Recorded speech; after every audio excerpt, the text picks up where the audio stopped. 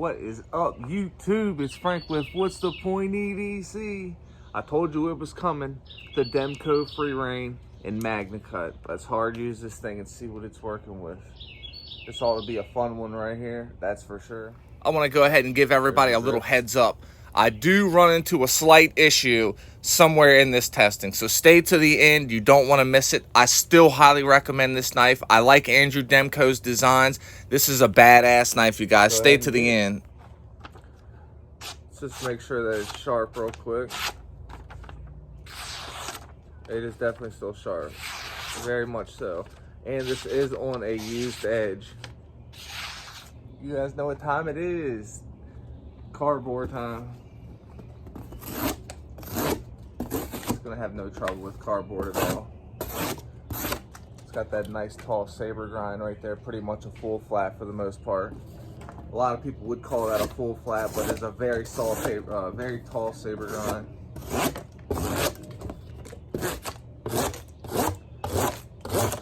It really eats through this.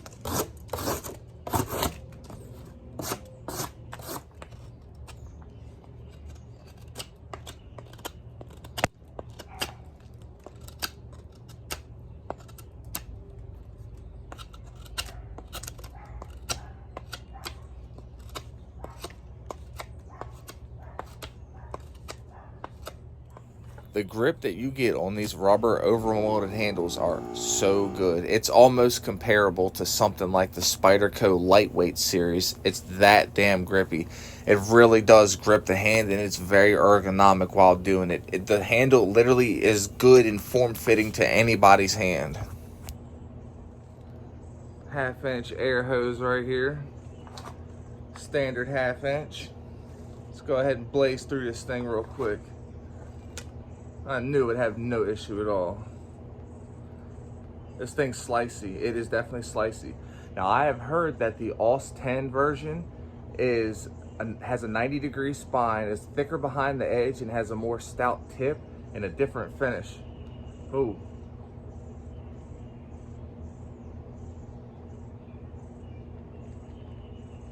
We got rattle.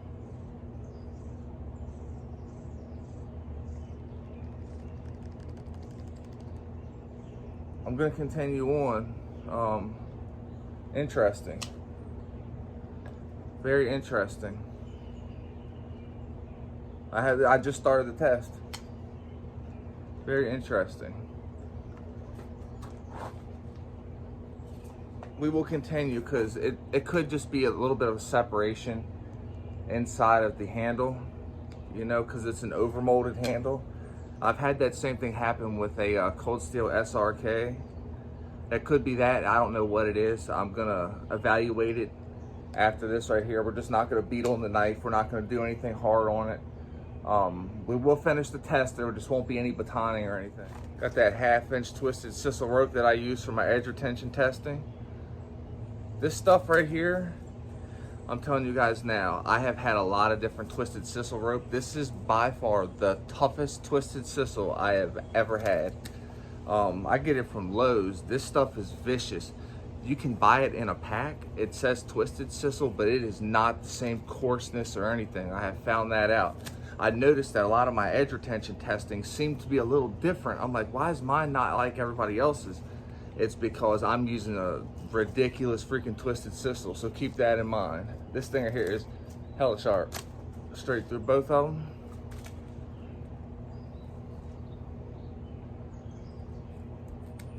There's that rope. This is that.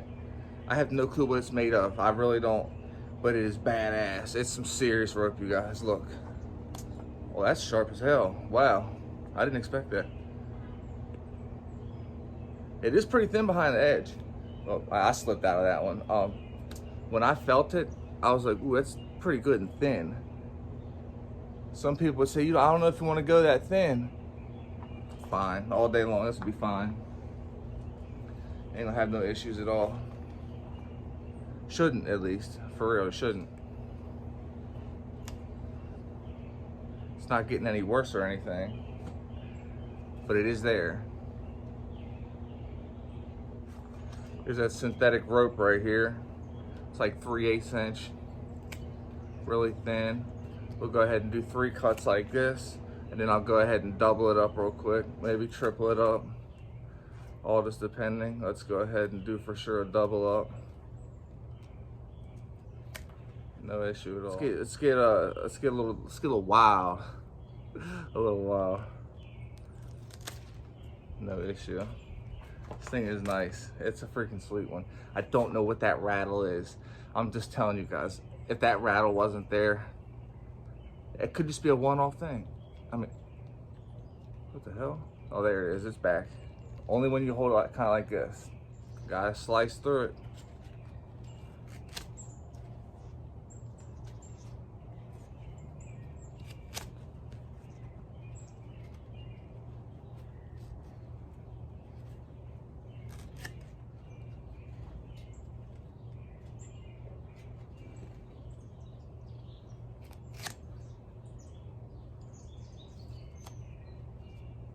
Got some wire right here. Let's cut through 3 layers real quick. Let's do it like we mean it. Let's go ahead and go through it again. Now I'm just saying, you guys, these auxiliary cables right here that I've been cutting up are expensive. They are not the cheap stuff, you guys. This stuff is, when I was doing my audiophile stuff, when I had all the high-end speakers and the home audio, and back when I was doing the car audio stuff. And I'm running low now because I've cut so many up and chopped so many up over the last year. I've got like 60 hard use demonstrations and cut testings. It's freaking wild. That's a lot when you think about it. I've tested a lot of knives. Who would have knew? It's a knife channel. Like 3/4 inch rope right here. I highly doubt this is 1 inch. And if it is 1 inch, hey, it is. Got to go through the 3/4 inch rope of death though.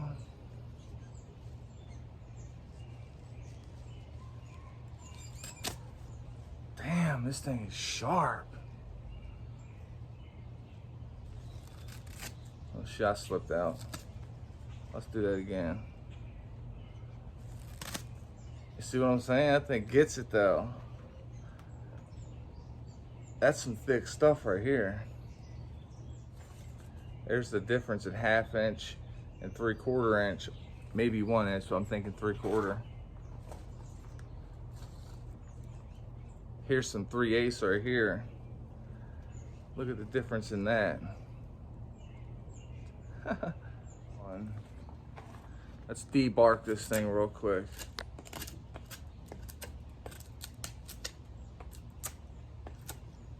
Wow, it actually, it really does want to sink into the wood. Bark is gone. Yep, turn it into a spear real quick. Whittle it down. I love whittling wood. If you've never whittled wood just for the hell of it, I highly recommend it. There's something fun about it. It's just fun. Does really good actually, man. Wow. Look at that thing. It just freaking does. Gets it in. This is just some simple pine wood right here, nothing hard. I just wanted to chop through it to see how the edge took it. Start off with something softer, and then I do move on to something a little bit harder. That was no issue. Check the edge. The edge held up like it should. I didn't think it would have any issues at all. Looking good, y'all. Not that you guys can get a really good tell or not, you know what I mean, but it does look good. Let's go ahead and hack it down.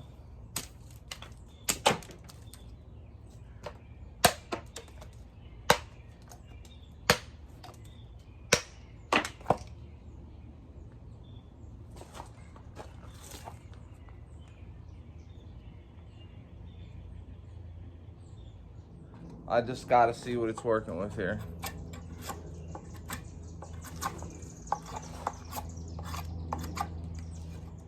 This is some very hard wood right here. You can hear it, listen.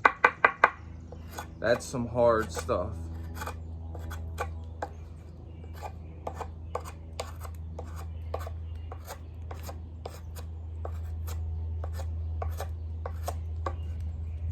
If anybody knows what kind of wood this is, let me know in the comments. Here's what it looks like a little bit closer if you want to see that part. And let's just see how the edge holds up. Let's just go ahead and give it some impacts.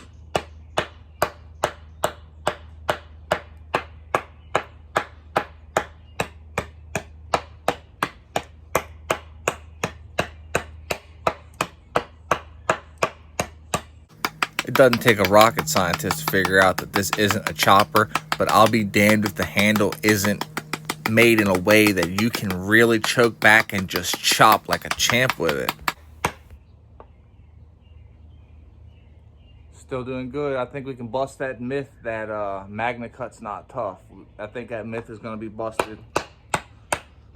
When I said that, I didn't mean that Magnacut is tough like 3V, 1095, L-Max, or anything like that. I just meant that it's not this very fragile, brittle steel that some people may act like it is. Some people say it's not good to have thin geometry with hard Magnacut. I think it's just fine, and I think this video proves just that.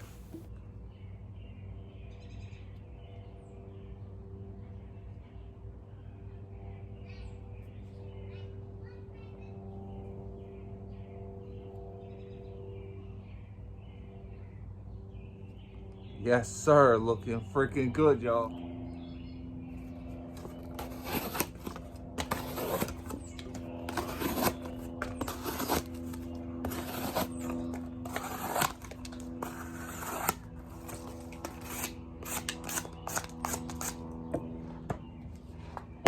Even though this edge has been used hardcore by Scab, Timbo, and now me, it still push cuts through this 1/2-inch air hose like it's nothing. It's pretty good and thin behind the edge, and it just wants to slice.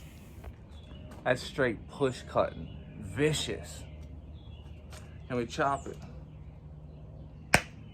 No problem with the chop. Here's half of it. The other half's over there. I freaking dig this knife. I want to say something. This knife has been used a lot. It does have a little bit of rattle when you hold it in a certain area. This knife has been batoned. It has stabbed through everything. It has chopped through everything. It has sliced, cut, been carried through the harshest conditions and used by many people. I can tell you now, what this knife has been through is more than any 3 people's life cycle would typically be. So remember that when you get these molded handles, there's always a possibility, the over molded handles like this, there's always a possibility of this happening. That's not to down any knife or any knife company after a whole lot of abuse, because let's be honest, we abuse these knives on these channels. They can come loose, and I understand that. I don't hold that against the company at all.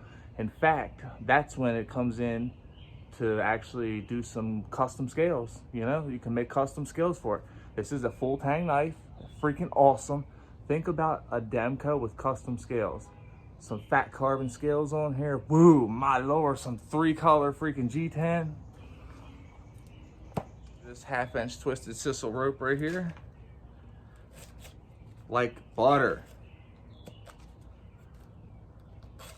Look at that.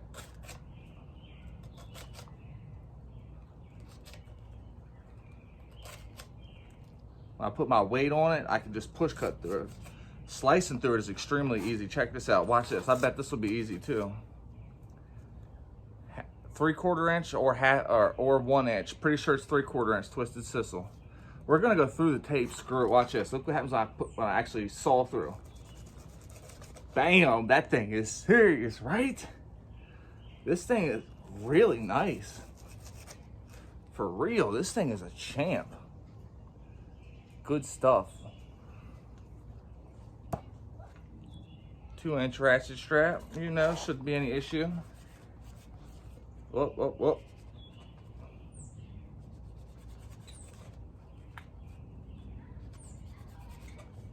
This thing just freaking breezes through for real.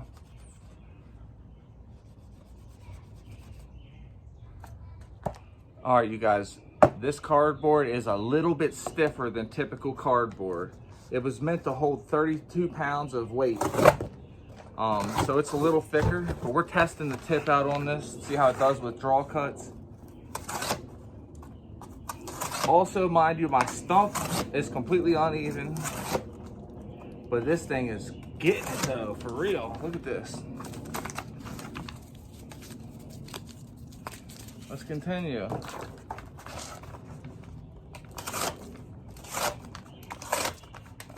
Wow, man, that fine tip does good.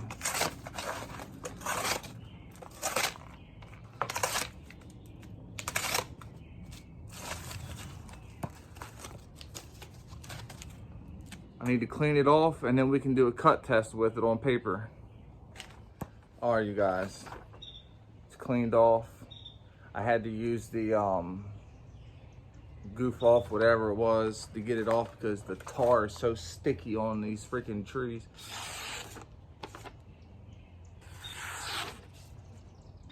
Oh, it's still sticky, man.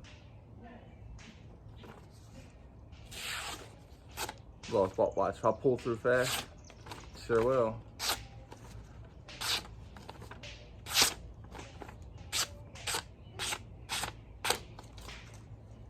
Hey, if I had cleaned it off properly, it would definitely cut properly. But you know what? It's about to get dirty again.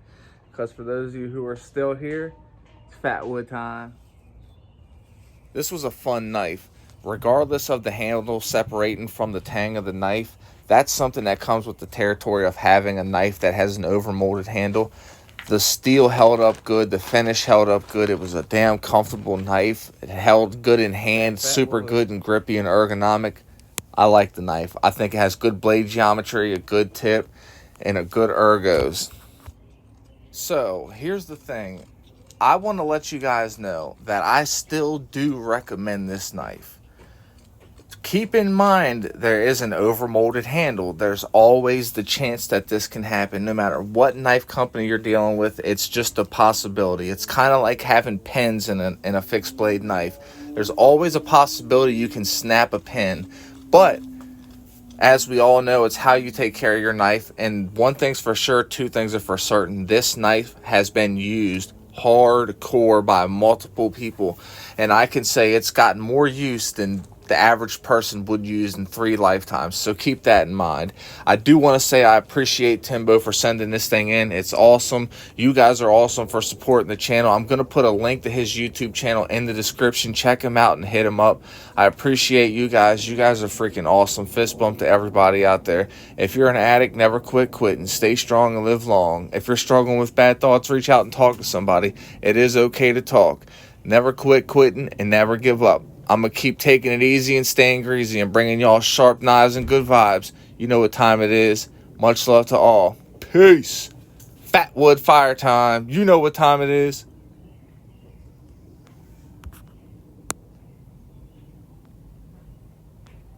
See ya.